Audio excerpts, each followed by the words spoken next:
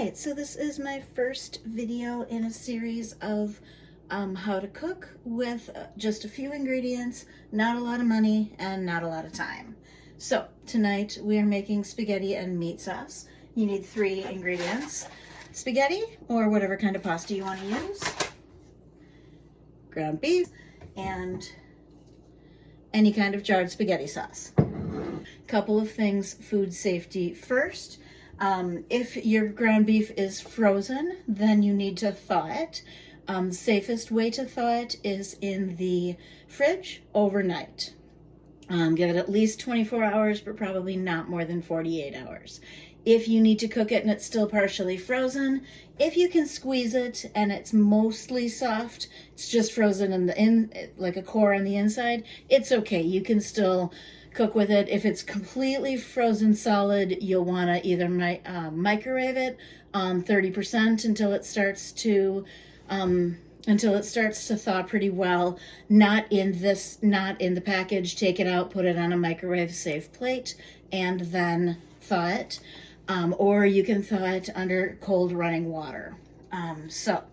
Whatever your package looks like, you want to just get the ground beef into the pan. We're going to start with just that. I am using just those 3 ingredients. If you have more seasonings, you can always use more. You can use Parmesan cheese, you can use garlic powder, garlic salt, any kind of Italian seasoning or additional seasonings. Onion powder, anything like that, oregano, basil, all of those would be good. But because the point of the series is to use as few ingredients as possible, because every ingredient costs money, we're just using 3 ingredients: ground beef, sauce, and the noodles. So I am starting my pan of water for the spaghetti pretty much right away, because it takes my stove a long time to boil. Because I use nonstick pans, you're not supposed to heat those much over like a medium heat, certainly not over a medium high, or anything higher than a medium high, because the nonstick coating will come off. So I'm doing my stove at 6 for the rear burner, and I'm going to do about 5, 6 for the front burner as well.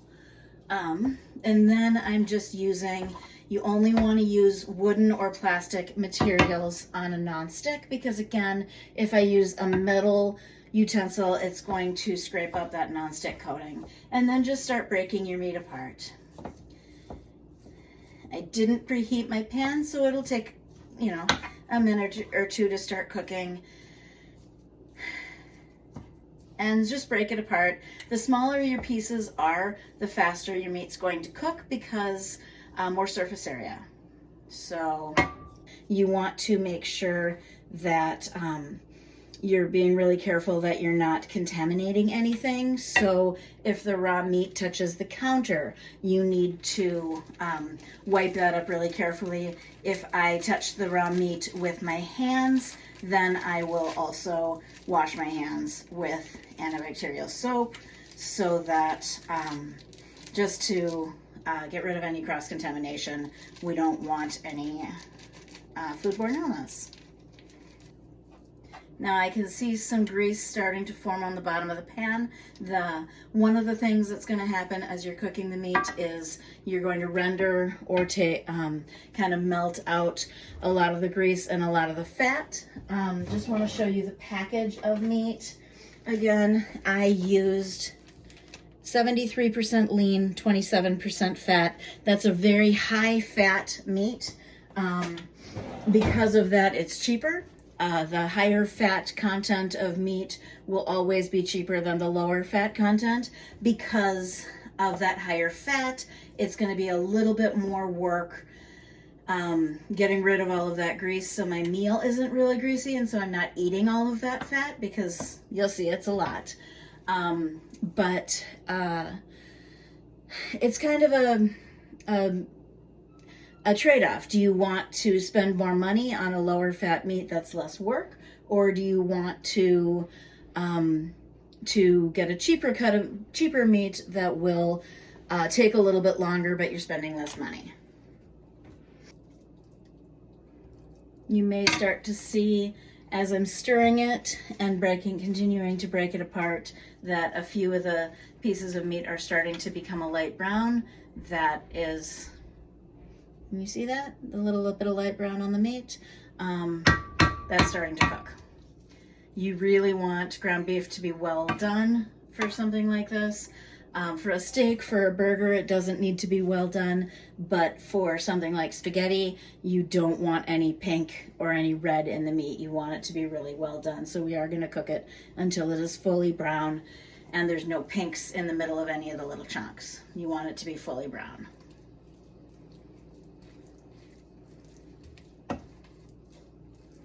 Now I'm starting to hear a little bit of sizzle and I'm starting to see more grease in the pan. I'll show you how to degrease the pan once there's a fair bit of it, once the meat really gets going cooking. And I'm going to start to see a little bit more of a sizzle. I'm starting to see a couple little bubbles in the pan of water, but it's still well cool enough for me to touch. It's not heating up very much at all. It takes a long time for water to come to a boil on my stove with the nonstick pans.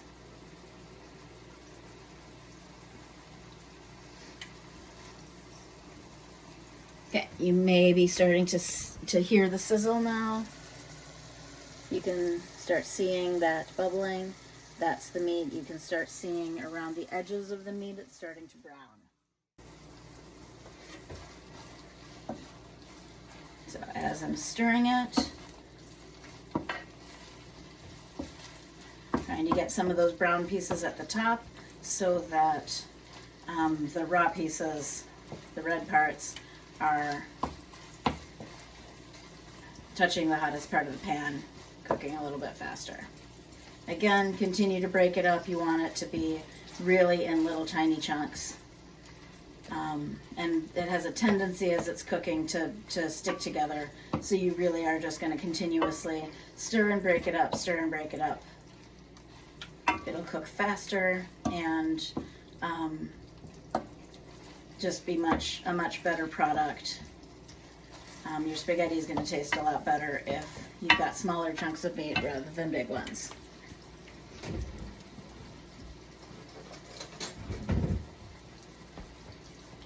Now that I have the meat starting to cook, and you can probably see all that fat going to the bottom of the pan. Can you see it? There's like a ton of fat going to the bottom of the pan. So I'm going to move the meat to the top of the pan, and then I'm going to tilt it down and see all that meat, all that fat. That's a lot, and we don't want to eat that. So I'm just going to take a spoon, put it in a container. If you have an empty pop can, cut it in half, or an empty can from like a can of soup or anything, that's the best thing to put in it, because then you can simply throw it away. I don't have one, so I'm using a glass bowl. It's tempered glass, so the glass won't shatter with the heat. An empty pop can or like a soup can or something is the best thing to put that fat in. Now look, I still have a ton more in the pan, and look at how much fat I have already. So it would be really gross for me to eat all of that. Really unhealthy, but also it would just taste really greasy and oily. So there's a lot less of this if you are using a lower fat meat, but again, a lower fat meat is going to be a lot more expensive. So if you want this pound of ground beef at this high fat content, it was probably about $5 for maybe. You'll probably spend more like $7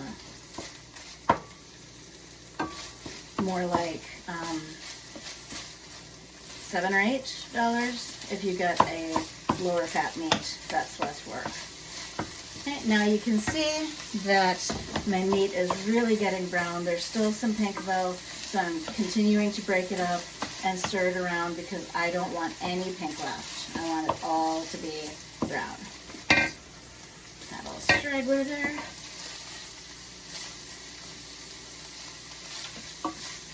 Now I'm going to do the same thing that I did before. Push my meat all to one side, tip the pan, and I'm going to wait a minute, keep moving the meat out of the way because you don't want the meat falling down in there. You want to preserve all of the meat because meat's not cheap, but again, you're just letting that fat run down and then spooning it out.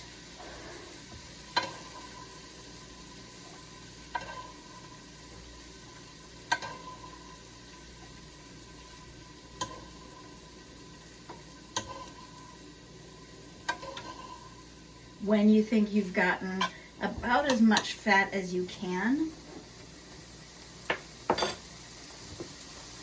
again, keep stirring and breaking apart your meat, stirring and breaking apart your meat. When you think you've got about all the fat that you're going to be able to spoon out, you can grab a few paper towels, fold it over several times, because remember the meat's really, really hot. It's hot enough to sizzle. And I'm going to wipe some of that grease from the pan.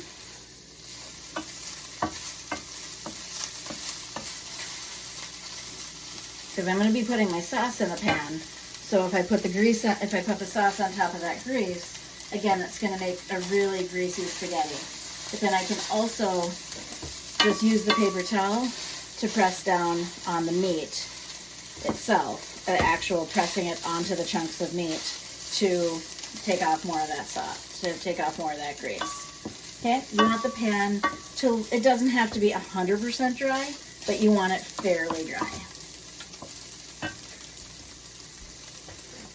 Now, I honestly expected my water to be boiling by now. It's not. So I'm going to turn off the meat completely, and I'm going to pause the video until until water's boiling, because then I can put the pasta in and start working on the sauce.